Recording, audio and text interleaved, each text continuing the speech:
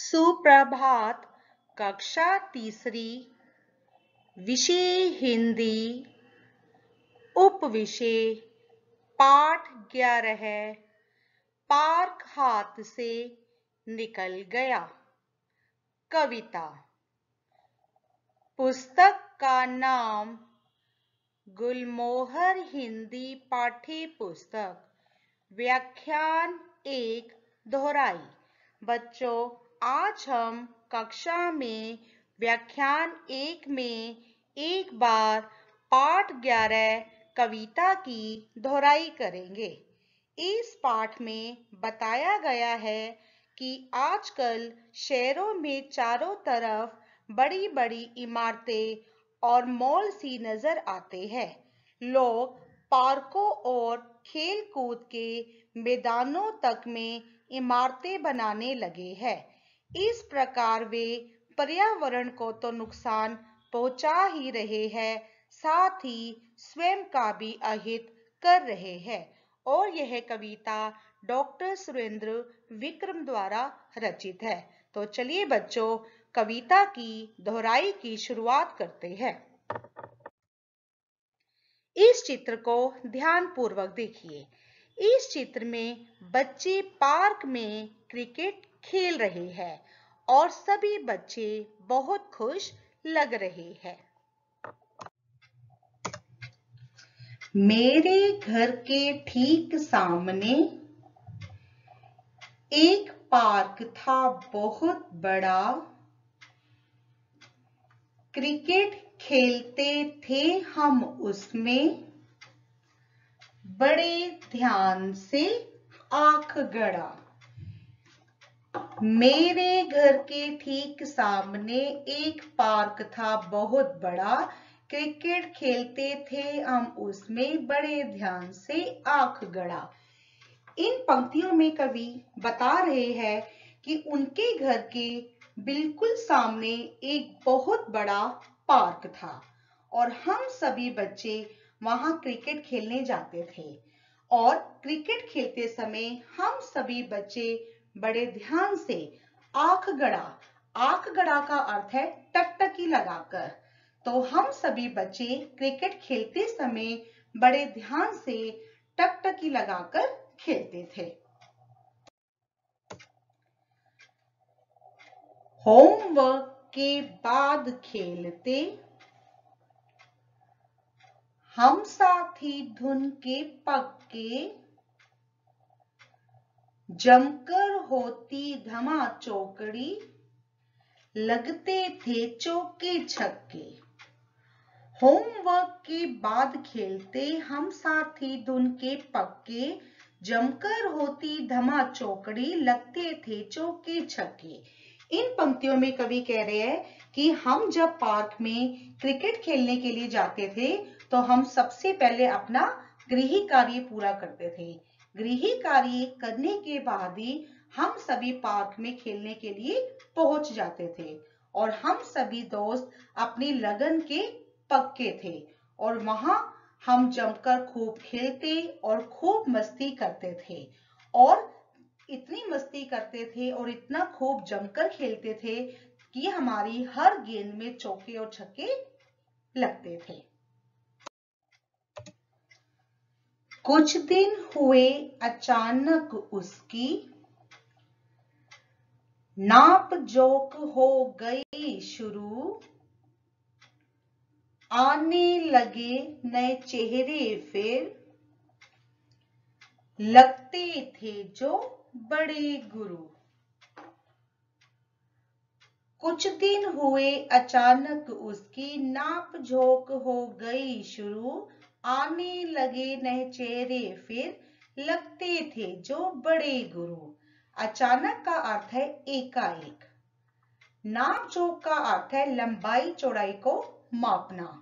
बड़े गुरु का अर्थ है चालाक लोग, चतुर लोग। इन पंक्तियों में कवि बता रहे हैं कि कुछ दिनों के बाद अचानक पार्क की नाप जोक अर्थात लंबाई चौड़ाई मापने का काम शुरू हो गया और बच्चे जो वहां पर खेल रहे थे उन बच्चों ने देखा कि पार्क में कुछ नए और चालाक लोग आए हुए थे। वही क्या कर रहे थे?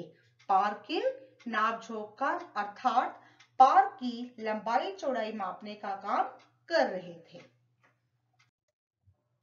इस चित्र को ध्यानपूर्वक देखिए। इस चित्र में यह एक पार्क है। तो अब पार्क में देखो बड़े बड़ी इमारतें और दुकानें बनाई जा रही है। अब यह पार्क नहीं रहा, तो यह एक रहने का स्थान बन गया था, लोगों के रहने का स्थान बन गया था, क्योंकि यहाँ पर लोगों ने बड़ी बड़ी इमारतें और दुकानें बना ली थी। बड़े पार्क का एक साल में नक्शा बिल्कुल बदल गया। खड़े खड़े हम रहे देखते, पार्क हाथ से निकल गया। बड़े पार्क का एक साल में नक्शा बिल्कुल बदल गया।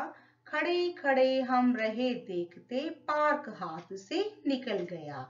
हाथ से निकल गया का अर्थ है वश से बाहर हो गया, वश से बाहर हो गया।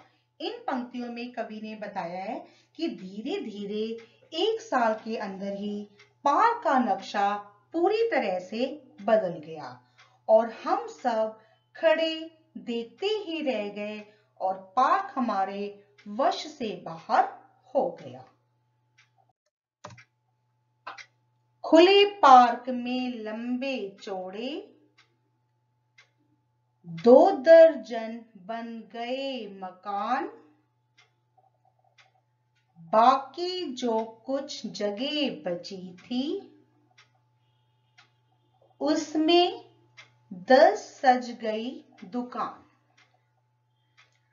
खुले पार्क में लंबे चौड़े 2 दर्जन बन गए मकान, बाकी जो कुछ जगह बची थी उसमें 10 सज गई दुकान। दर्जन, 1 दर्जन का अर्थ है 12 की संख्या और 2 दर्जन का अर्थ है 24 की संख्या। 12 के अंदर जब हम 12 को ऐड करेंगे तो क्या आ जाएगा? 24। तो 2 दर्जन का अर्थ है 24।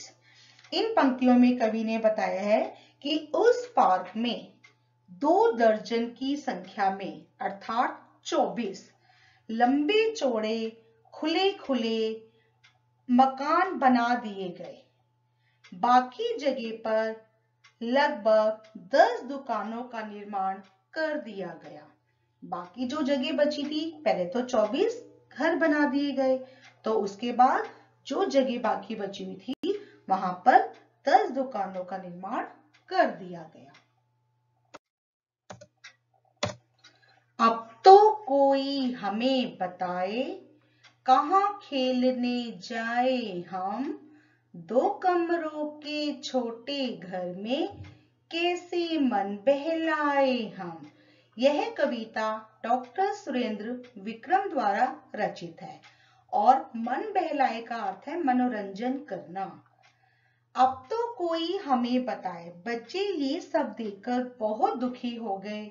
वे समझ गए थे कि पार्क उनके हाथ से निकल गया है, तो उन्होंने ऐसी स्थिति में समाज से कुछ प्रश्न पूछे कि वे खेलने के लिए कहाँ जाए और कैसे तो छोटे छोटे कमरों में अपना मनोरंजन करें। अंत में एक बार फिर बताऊंगी कि यह कविता डॉक्टर सुरेंद्र विक्रम द्वारा रचित है। सीख, इस कविता से हमने सीखा कि पर्यावरण की रक्षा, पर्यावरण के प्रति जागरूकता, अपनी बात को साझा करना। तो इससे हमने यह सीख मिली कि हमें हमेशा अपने पर्यावरण की रक्षा करनी चाहिए। अगर कोई हमारे पर्यावरण को खराब कर रहा है तो उसको रोकना चाहिए और अगर जो भी बात हमारी सही है उस बात को हमेशा ऊपर रखना चाहिए। अब हम भाषा ज्ञान की दोहराई करेंगे। प्रश्न 1, वर्ण संयोजन करके शब्द लिखिए। यहाँ पर आपको वर्ण संयोजन करके अर्थात वर्ण विच्छेद करके दिया गया है, तो आपको उनसे एक एक शब्द बनाना है। जैसे आधा न अ, आधा क श, आ मिलकर बना नक्शा। आधा प अ, आधा क, आधा क, छोटा ए मिलकर बना पक्के। आधा प आ, आधा र, आधा क और अ मिलकर बना पार्क। आधा द अ, आधा र, आधा ज अ, आधा न और अ मिलकर बना दर्जन। आधा क, आधा र, छोटी ई, आधा क, छोटी ए, आधा ट और अ मिलकर बना क्रिकेट। प्रश्न नंबर 2, पढ़िए तथा समझिए। लगते थे जो बड़े गुरु, इस पंक्ति में आए शब्द गुरु का अर्थ गुरु शब्द से भिन्न है। गुरु शब्द अध्यापक, शिक्षक, विद्वान आदि के लिए प्रयोग किया जाता है। यहाँ पर गुरु दो है, एक है गुरु जिस पे हम बड़ा ऊ लगाते हैं, एक है गुरु जिस पर हम छोटा ऊ लगाते हैं। जो छोटे ऊ वाला गुरु है उस शब्द का प्रयोग अध्यापक के लिए, जो हमें शिक्षा देते हैं, शिक्षक के लिए, विद्वान आदि के लिए प्रयोग किया जाता है। जिस पर हम छोटा ऊ लगाते हैं और जिस पर हम बड़ा ऊ लगाते हैं उस गुरु शब्द का अर्थ है चालाक, धूर्त, कपटी आदि के लिए प्रयोग में आता है। कुछ शब्द सुनने में एक जैसे लगते हैं परंतु उनका अर्थ भिन्न होता है। ऐसे शब्द श्रुति संभिन्नार्थक शब्द कहलाते हैं। सुनने में दोनों सेम लगते हैं, जैसे गुरु गुरु, लेकिन हमें उस समय देखकर पहचानना है कि कौन सा गुरु शब्द का प्रयोग किया गया है, छोटे वाले ऊ की मात्रा का या बड़े वाले ऊ की मात्रा का। अगर छोटे वाले ऊ की मात्रा का प्रयोग किया गया तो उसका अर्थ है अध्यापक, विद्वान। अगर बड़े ऊ वाली मात्रा का प्रयोग किया गया है तो उसका अर्थ है चालाक, कपटी। तो जब सुनने में जो उनसे शब्द एक जैसे लगते हैं लेकिन उनका अर्थ अलग अलग होता है तो ऐसे शब्दों को श्रुति संभिन्नार्थक शब्द कहते हैं। कुछ श्रुति संभिन्नार्थक शब्द नीचे दिए गए हैं, इन्हें पढ़कर समझिए। जैसे नंबर 1, हंस, हंसना, यह एक क्रिया है। हंस, हंस जो है पक्षी का नाम है। नंबर 2, समान, एक जैसा, सामान, वस्तुएं। नंबर 3, गृही, घर, ग्रह, तारे। नंबर 4, दिया, दीपक, दिया, देना। नंबर 5, आसमान, आकाश, आसमान एक जो एक जैसा न हो। नंबर 6, दिन, दिवस, दीन, गरीब। अब हम अभ्यास कार्य की दोहराई करेंगे। नीचे दिए गए प्रश्नों के उत्तर लिखिए। क, कवि के घर के सामने क्या था? प्रश्न चिन्ह। उत्तर, कवि के घर के सामने पार्क था। पूर्ण विराम। ख, बच्चे कौन सा खेल खेलते थे? प्रश्न चिन्ह। उत्तर, बच्चे क्रिकेट का खेल खेलते थे। पूर्ण विराम। ग, बच्चे कैसे खेलते थे? प्रश्न चिन्ह। उत्तर, बच्चे बड़े ध्यान से खेलते थे। पूर्ण विराम। घ, पार्क में अचानक कैसे लोग आने लगे और क्या करने लगे? प्रश्न चिन्ह। उत्तर, पार्क में अचानक कुछ नए चेहरे के लोग आने लगे और पार्क की लंबाई चौड़ाई मापने लगे। पूर्ण विराम। अण, पार्क का नक्शा कैसे बदल गया? प्रश्न चिन्ह। उत्तर, पार्क का नक्शा लंबे चौड़े मकान बनने के कारण तथा 10 दुकानें बनने के कारण बदल गया। पूर्ण विराम। अब मैं आपको पाठ 11 से संबंधित गृह कार्य में प्रदत्त कार्य देना चाहती हूँ। कक्षा तीसरी, विषय हिंदी, उप विषय पाठ 11, पार्क हाथ से निकल गया कविता। पुस्तक का नाम गुलमोहर हिंदी पाठ्य पुस्तक, व्याख्यान 1 दोहराई। प्रदत्त कार्य नंबर 1, गृह कार्य। प्रश्न नंबर 1, नीचे दिए गए शब्दों के अर्थ लिखिए। शब्द अर्थ। क, धुन। ख, नाप जोक। ग, दर्जन। घ, धमा चौकड़ी। अण, बड़े गुरु।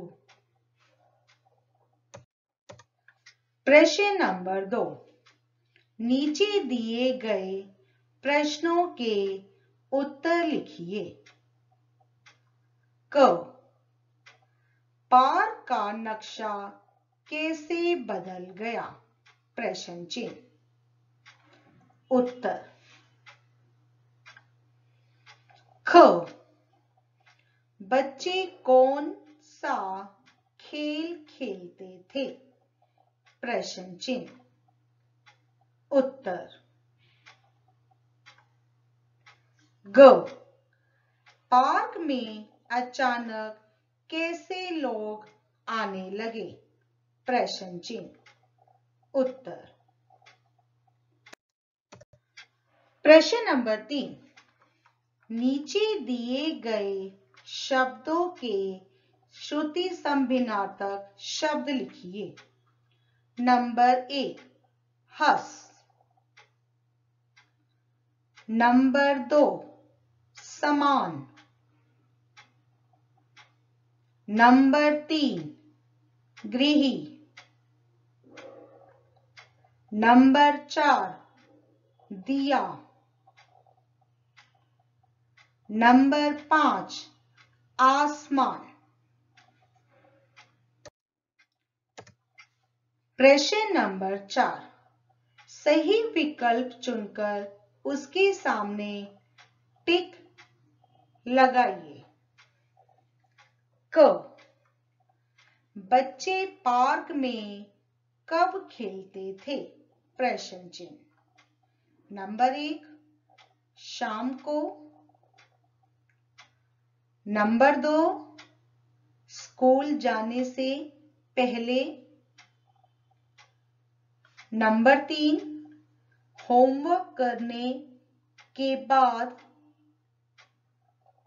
नंबर 4, स्कूल से आने के बाद। इसमें से कौन सा उत्तर सही है आपको उसके सामने टिक लगाना है। ख, बची हुई जमीन पर कितनी दुकानें सज गई? प्रश्न चिन्ह। Number 1 10, number 2 15, number 3 20, number 4 30। अब हम व्याख्यान 2 से संबंधित गृह कार्य की जांच करेंगे। कक्षा तीसरी, विषय हिंदी, उपविषय पाठ 11, पाठ हाथ से निकल गया कविता। पुस्तक का नाम गुलमोहर हिंदी पाठ्य पुस्तक। व्याख्यान 2 गृह कार्य। प्रश्न नंबर 1, उचित शब्द लिखकर कविता की पंक्तियां पूरी कीजिए। मेरे घर के ठीक सामने एक पार्क था बहुत बड़ा, क्रिकेट खेलते थे हम उसमें, बड़े ध्यान से आंख गड़ा। मेरे घर के ठीक सामने एक पार्क था बहुत बड़ा, क्रिकेट खेलते थे हम उसमें, बड़े ध्यान से आंख गड़ा। होमवर्क के बाद खेलते हम साथी धुन के पक्के, जमकर होती धमा चौकड़ी, लगते थे चौके छक्के। किसके बाद खेलते? होमवर्क के बाद खेलते हम साथी धुन के पक्के, जमकर होती धमा चौकड़ी, लगते थे चौके छक्के। प्रश्न नंबर 2, विशेषण शब्द चुनकर लिखिए।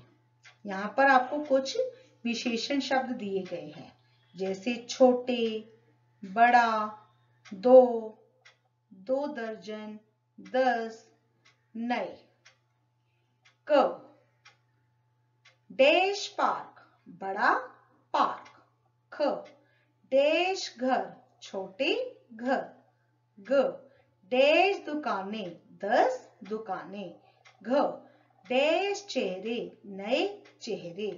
अण, डैश दर्जन मकान 2 दर्जन मकान। डैश कमरे 2 कमरे। बड़ा पार्क, छोटे घर, 10 दुकानें, नए चेहरे, 2 दर्जन मकान और 2 कमरे। प्रश्न नंबर 3, नीचे दिए गए मुहावरों के अर्थ लिखिए। क, आंखें गड़ना, टकटकी लगाकर देखना। ख, हाथ से निकलना, वश से बाहर होना। ग, मन बहलाना, मनोरंजन करना। आंखें गड़ना, टकटकी लगाकर देखना, हाथ से निकलना, वश से बाहर होना, मन बहलाना, मनोरंजन करना। अंत में मैं केवल यही कहना चाहूंगी, हमारे इस चैनल को सब्सक्राइब करें और हमारी वीडियोस को लाइक करें। धन्यवाद।